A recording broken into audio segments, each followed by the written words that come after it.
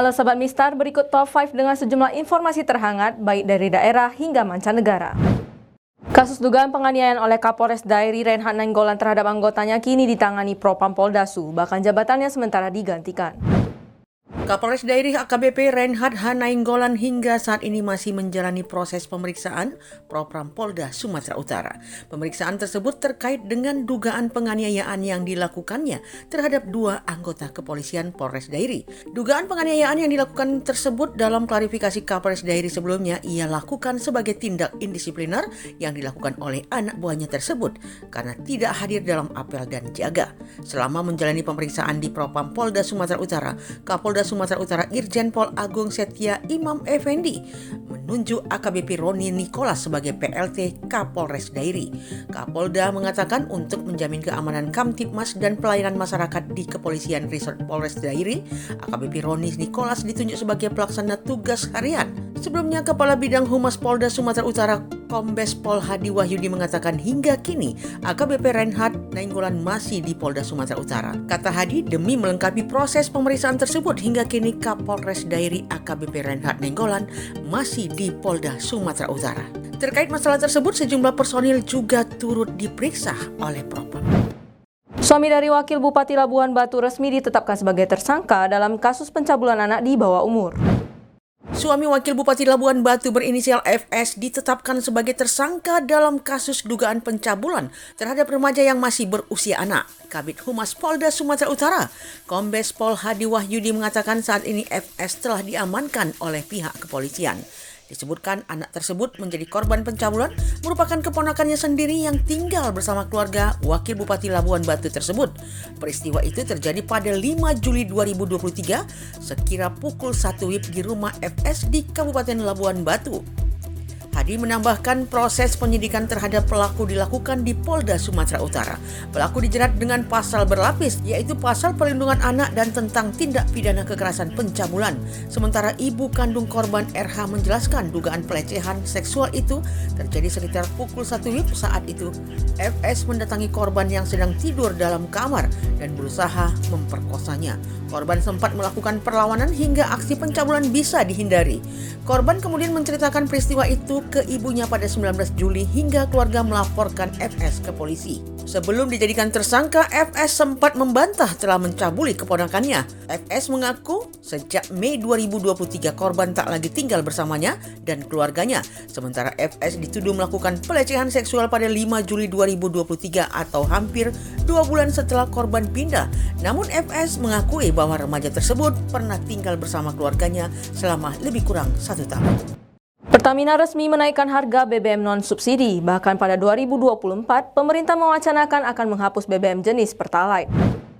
Harga BBM non-subsidi PT Pertamina resmi naik mulai 1 September 2023. BBM non-subsidi tersebut meliputi Pertamax, Pertamax Turbo, Pertamax Dex, dan Dex Lite. Sebagai contoh, harga Pertamax di Jakarta naik menjadi Rp13.000 per liter dari sebelumnya Rp12.400 per liter. Pertamax Turbo naik menjadi Rp15.900 per liter dari sebelumnya Rp14.400 per liter. Kenaikan berkisar Rp500 sampai dengan Rp2.500.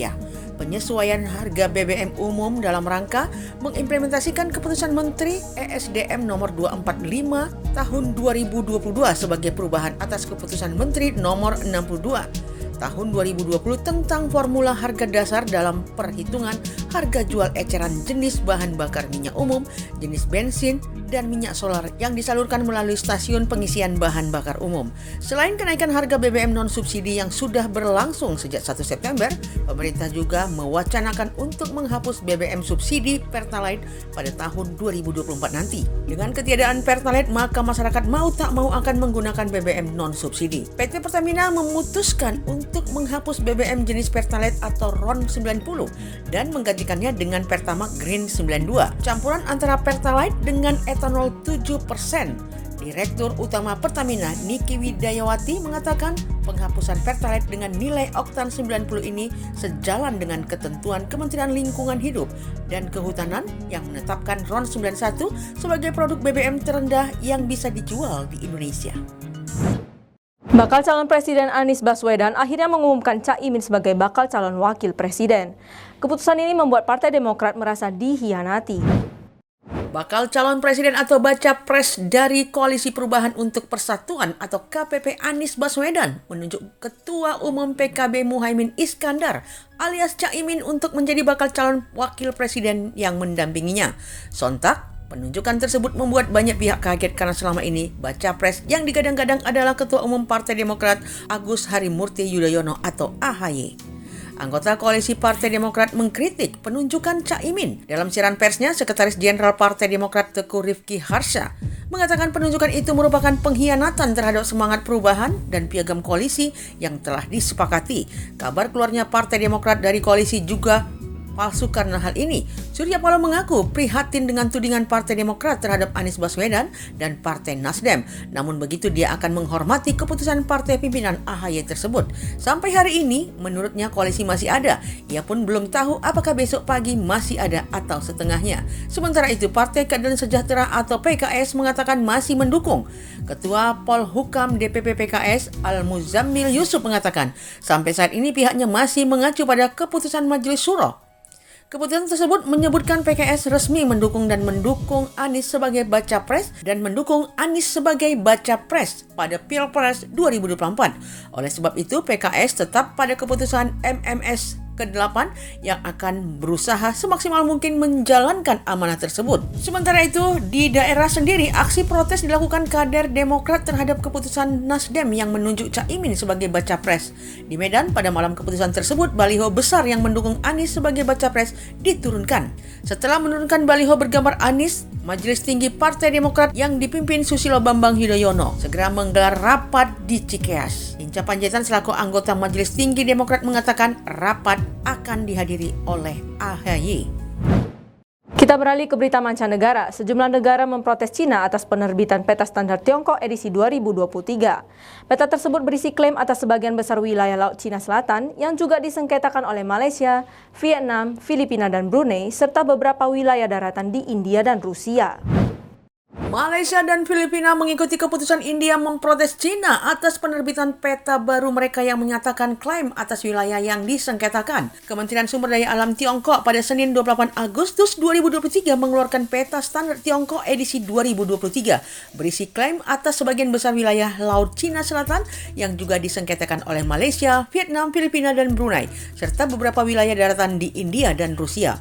Peluncuran peta dilakukan tepat sebelum KTT Perhimpunan Bangsa-Bangsa Asia Tenggara di India pada tanggal 5 hingga 7 September dan KTT Kelompok 20 pada tanggal 9 hingga 10 September di India yang diperkirakan akan dihadiri oleh para pemimpin Tiongkok. Menteri Luar Negeri Malaysia, Zamri Abdul Kadir pada Kamis 31 Agustus 2023 mengatakan negaranya akan mengirimkan surat protes ke Tiongkok menyusul klaimnya atas Laut Cina Selatan sebagaimana diuraikan dalam peta baru itu. Disebutkan negeri jiran tidak mengakui klaim Beijing atau Laut Cina Selatan dan menambahkan peta dimaksud tidak mempunyai otoritas mengikat atas Malaysia yang menandai hari kemerdekaan atau Hari Merdeka. Pada Kamis 31 Agustus 2023, Kementerian Luar Negeri Malaysia menyatakan peta tersebut menunjukkan klaim maritim sepihak Tiongkok yang melanggar batas wilayah maritim negara mereka di Sabah dan Sarawak. Hal ini juga menggarisbawahi perlunya masalah ini ditangani secara damai dan rasional melalui dialog dan negosiasi, mengacu pada ketentuan hukum internasional termasuk Konvensi PBB tentang hukum laut pada tahun 1982. Demikian Top 5, update terus informasi Anda dengan membaca harian Mistar dan mistar.id. Saya Winda Dwi Astuti, sampai jumpa.